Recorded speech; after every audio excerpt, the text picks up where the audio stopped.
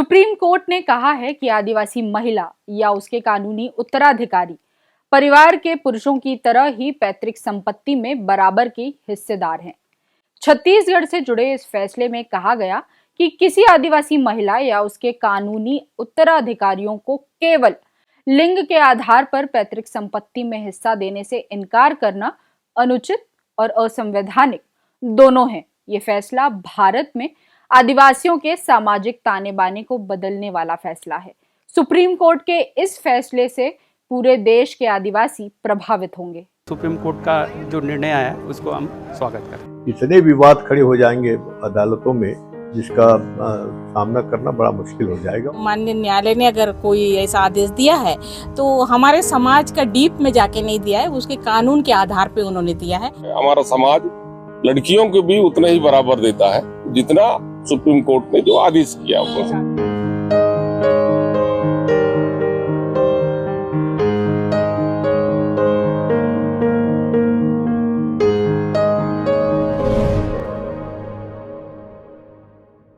नमस्कार, जरूरी बात में आपका स्वागत है।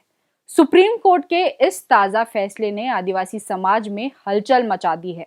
बस्तर में आदिवासी नेताओं का कहना है कि इस फैसले के दूरगामी परिणाम होंगे। वहीं कई आदिवासी नेताओं का कहना है कि वे इस फैसले की समीक्षा करेंगे। लेकिन इन बयानों से इतर पहले जानते हैं कि ये फैसला है क्या। सुप्रीम कोर्ट का जो निर्णय आया उसको हम स्वागत करें। इतने विवाद खड़े हो जाएंगे अदालतों में जिसका सामना करना बड़ा मुश्किल हो जाएगा। माननीय न्यायालय ने अगर कोई ऐसा आदेश दिया है तो हमारे समाज का डीप में जाके नहीं दिया है, उसके कानून के आधार पे उन्होंने दिया है। हमारा समाज लड़कियों को भी उतना ही बराबर देता है जितना सुप्रीम कोर्ट ने जो आदेश किया हुआ।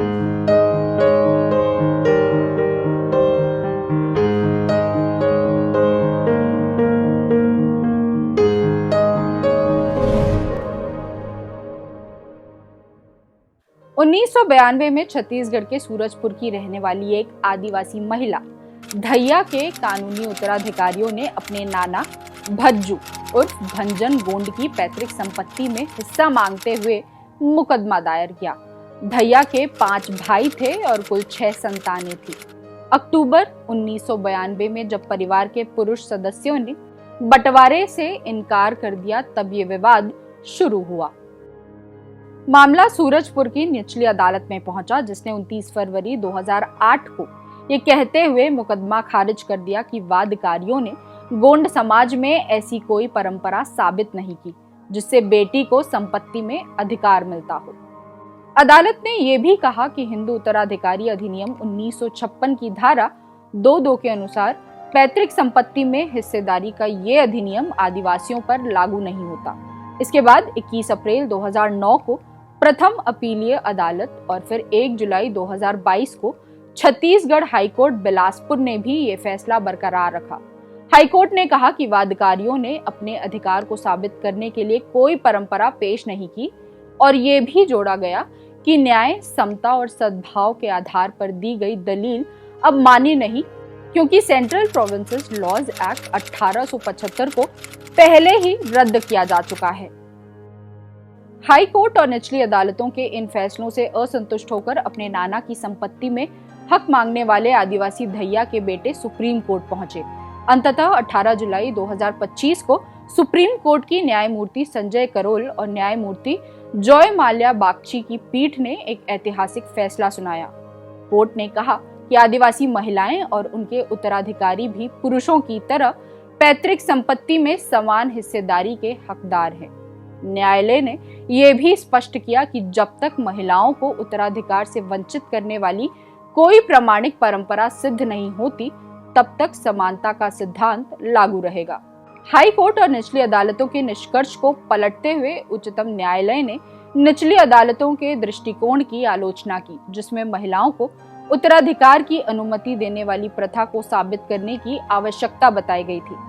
कोर्ट ने यह भी कहा कि परंपराएं कानून की तरह समय के साथ बदलती हैं और अगर कोई परंपरा मौलिक अधिकारों का उल्लंघन करती है तो उसे बनाए नहीं रखा जा सकता।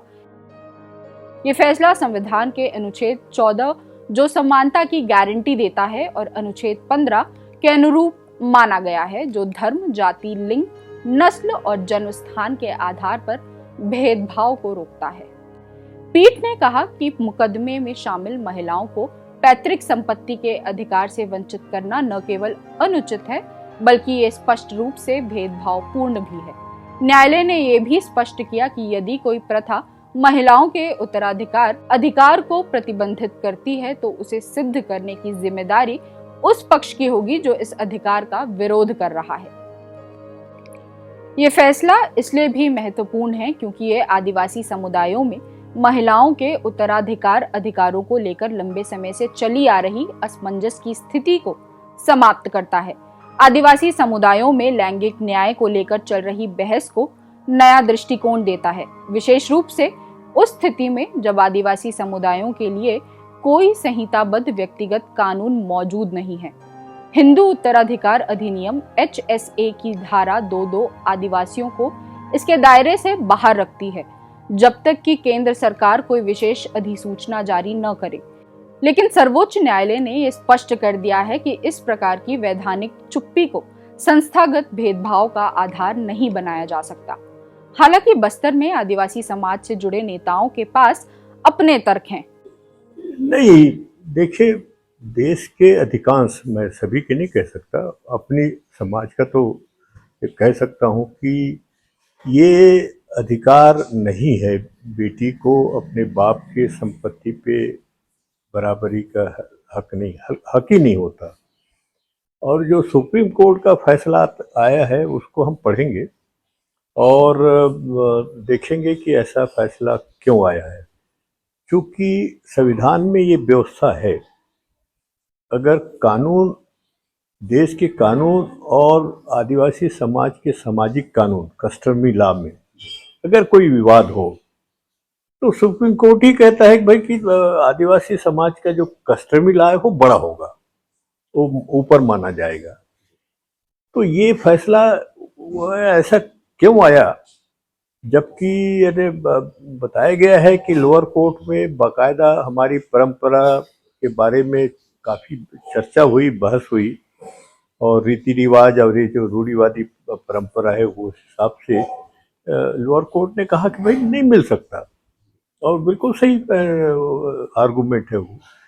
पर सुप्रीम कोर्ट में ऐसा कैसा हुआ, ये थोड़ा बहुत अध्ययन करने का विषय है, और इसमें हम अध्ययन करेंगे और इसका क्या रास्ता निकल सकता है आगे, और मामला ना बढ़े। क्योंकि अगर मामला बढ़ गया तो इतने विवाद होंगे जमीन से संबंधित, और समाज इसको झेल नहीं पाएगा और समाज के लिए कोई अच्छी बात नहीं होगी। दूसरी बात, हमने समान कानून की बात इस देश में चर्चा हो रही है पूरे देश भर में। हमने तो भारत सरकार को लिखा है कि समान कानून के बारे में भी हमको खास करके ज़मीन को उदाहरण दे करके लिखा है कि हमारी जो कस्टमरी लॉ है उस हिसाब से हमारी जो व्यवस्था है उसको छेड़छाड़ न किया जाए। तो भारत सरकार में इस बारे में भी हम लोगों ने लिखा है, और हमारी कस्टमरी लॉ को सम्मान करना चाहिए संविधान के हिसाब से। संविधान में तो लिखा ही हुआ है, तो संविधान की बात कर रहे हैं ना। तो इसीलिए ये एक नई चीज़ है, अब आया है तो देखेंगे, उसको अध्ययन करेंगे और फिर आगे उसका क्या रास्ता निकल सकता है कि भविष्य में ये विवाद आगे ना बढ़े। नहीं तो ऐसा स्थिति हो जाएगी कि इतने विवाद खड़े हो जाएंगे अदालतों में जिसका सामना करना बड़ा मुश्किल हो जाएगा और समाज उलझ जाएगा। आदिवासी समाज की जो भी संपत्ति है उसको कुल की संपत्ति माना जाता है कस्टमरी लॉ के हिसाब से, यानी सामाजिक कानून के हिसाब से कुल की संपत्ति, इंडिविजुअल भी, परिवार की भी नहीं, कुल की संपत्ति। और कुल की संपत्ति, एक कुल की संपत्ति दूसरे कुल में नहीं जा सकती, ट्रांसफर नहीं हो सकता। ये सामाजिक कानून है, कस्टमरी लॉ है, ये बड़ा फंडामेंटल है। इसलिए आज तक के उसमें कोई बदलाव नहीं हुआ, कोई संशोधन नहीं हुआ, कोई विचार नहीं हुआ। इसमें समाज अभी भी इसको बिल्कुल गंभीरता से लेकर के इसमें पालन ईमानदारी से कर रहा है। कुछ सामाजिक कार्यकर्ताओं का मानना है कि इस तरह के फैसले की जरूरत ही नहीं है। वहीं कुछ सामाजिक कार्यकर्ता इस फैसले का स्वागत कर रहे हैं। सुप्रीम कोर्ट ने जो निर्णय दिया है वो सही निर्णय है। अब समय एवं परिस्थिति के अनुसार निर्णय जो सुप्रीम कोर्ट समय समय पर समीक्षा करके देती है तो वो स्वागत योग्य रहता ही है और स्वागत भी करना चाहिए। सुप्रीम कोर्ट का आदेश का मानना भी चाहिए। किंतु आदिवासी जो समाज की जहां तक का बात है, हमारी जो रूढ़ी परंपराओं के अनुसार जो है ना, हम जो हमारी खेती बाड़ी करने वाली जो जमीन होती है उसको हम अपनी कुल देवी मानते हैं, जिसके कारण जो है ना उसका हिस्सा नहीं होता। क्योंकि लड़कियां जो है ना ब्याहने के बाद दूसरे कुल में चली जाती है, इसलिए जमीन का जो है ना नामांतरण नहीं करवाते हैं। इसके पीछे यही कारण है। किंतु यदि किसी के पास जो है ना सिर्फ लड़कियां हैं, घर जमाई रखते हैं, वैसे परिस्थिति में भी जो है कुटुंब का कोई व्यक्ति उसकी पूजा अर्चना करता है। इस प्रकार नामांतरण तो होता नहीं है, किंतु कमाने खाने का, जीवन यापन करने का अधिकार जो है हमारा समाज लड़कियों को भी उतना ही बराबर देता है जितना सुप्रीम कोर्ट ने जो आदेश किया हुआ। समाज में जागरूकता होने के साथ साथ अब हम जो है 21वीं सदी की ओर जा रहे हैं, इसलिए समय के साथ थोड़ा बहुत तो परिवर्तन होता है। किंतु ज्यादातर जो लोग गलत दृष्टि से जो है शादी ब्याह करते हैं, संपत्ति अर्जित करने की दृष्टि से करते हैं, उसको रोकने की जिम्मेदारी हम सबकी भी है। जैसे भी शादी ब्याह होता है तो लड़की को जब शादी जाते हैं तो माता पिता उसको थोड़ी छोड़ देते हैं भाई, तो रिश्ते तो खत्म करती नहीं है। तो वो तो हमारी परंपराएं शुरू से रही है कि लड़कियों को जो है ना जमीन में हिस्सेदारी नहीं देते हैं और नामांतरण नहीं करते हैं। उसके पीछे कुल का कारण है। नहीं, कमाने खाने का तो अधिकार तो देते ही है, इसमें कोई रोक टोक नहीं रहता, कभी भी नहीं रहता। वो था भी नहीं, पहले भी नहीं था, आज भी नहीं है, कल भी नहीं रहेगा। किंतु नामांतरण नहीं करते हैं, ये निश्चित रूप से तय है मामला। आदिवासी समाज से जुड़े नेताओं का मानना है कि सुप्रीम कोर्ट का ये फैसला स्वागत योग्य है। हालांकि इन नेताओं का कहना है कि इस फैसले से पहले ही आदिवासी समाज में महिलाओं को पैतृक संपत्ति में हक मिलता रहा है। हमारे आदिवासी समाज में ऐसा कभी भी कोई प्रतिबंधित नहीं है कि और लड़का लड़की को कभी भी मतलब भेदभाव नहीं मानते हैं।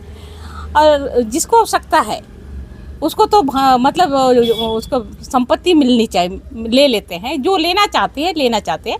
और क्या है, हमारे यहाँ जनजातियों में भाई को बहुत ज़्यादा बहनें मानती हैं। और ऐसा होता है कभी कि उसके पास पर्याप्त रहता है तो बोलते कि नहीं मेरा भाई का है, वो भाई लोग करें, मेरे को आवश्यकता नहीं है। लेकिन जिसको ज़रूरत है उसको भाई लोग स्वतः दे देते हैं। ऐसा कोई भी मतलब रीति नीति का कहीं पर भी ऐसा नहीं आड़ नहीं आता है। जिसकी आवश्यकता है वो ले लेते हैं। और अगर भाई भी समझता है कि उसकी आवश्यकता है तो बहन को दे देती है। किसी तरह का कोई अड़चन नहीं है, कभी भी हम लोग का भेदभाव नहीं माना है। लेकिन आवश्यकता के अनुसार में वो लोग लेन देन करते हैं, किसी भी इसका रीति नीति आड़ पे नहीं आता है। फैसले तो मतलब हम आदिवासी समाज को देख के थोड़ी ना किया है, वो नियम कानून जो बना है उसके आधार पे उन्होंने दिया है। लेकिन हमारे समाज के नियम से अगर देखा जाए तो ऐसा कुछ भी नहीं है। हम अपने बहनों को महिलाओं को भी बराबर का मतलब हक मिलता है, लेकिन वो आपसी समझौता के आधार पे वो होता है। ऐसा कोई भी कानून से रिलेटेड या रीति नीति पे कोई भी आड़ नहीं है। अगर जज ने कोई भी मतलब माननीय न्यायालय ने अगर कोई ऐसा आदेश दिया है तो हमारे समाज का डीप में जाके नहीं दिया है, उसके कानून के आधार पे उन्होंने दिया है, इसलिए उनका फैसला भी अच्छा है। हाँ, बिल्कुल होना चाहिए। हम सुप्रीम कोर्ट का सम्मान करते हैं और बहुत ज़रूरी है, क्योंकि पहले महिलाओं को मतलब इस चीज़ से वंचित करते थे। वो भी एक परिवार में उसी कुल में जन्म ली है तो उसका भी एक परिवार मतलब जो भूमि का हो, चाहे घर में रहने का या मतलब जो भी चीज़ है, उनको बराबर हक मिलना चाहिए। मतलब सुप्रीम कोर्ट का जो निर्णय आया उसको हम स्वागत करते हैं। वो एक समय वो अलग था, लेकिन अभी सब लोग शिक्षित हो रहे हैं, जागरूक हो रहे हैं इस चीज़ में। मतलब एक पहले क्या बेटियों को पढ़ाते भी नहीं थे, उनको मतलब इस सब चीज़ से वंचित करते थे और क्या वो एक समझ से परे था। लेकिन अभी तो सब लोग समझदार हो चुके हैं, इस चीज़ को पढ़े लिख लिए और अपने हक अधिकार को सबको बराबर जीने का अधिकार दिया है। तो लड़कियों को इस चीज़ से अलग किया जाना व्यर्थ है। बिल्कुल हम इस चीज़ को मतलब जन जागरूकता के माध्यम से हम सब लोग को बोलेंगे और इसको आगे और सबको समझाएंगे कि मतलब जितना बेटों का अधिकार है उतना बेटियों का भी अधिकार है। बात निकली है तो दूर तलक जाएगी। आदिवासी समाज में महिलाओं को पैतृक संपत्ति में हक को अब जबकि सुप्रीम कोर्ट की हरी झंडी मिली है तो इस पर बहस भी शुरू होगी और शायद नए सिरे से कोई कानून भी बने। जरूरी बात में फिर होगी बात।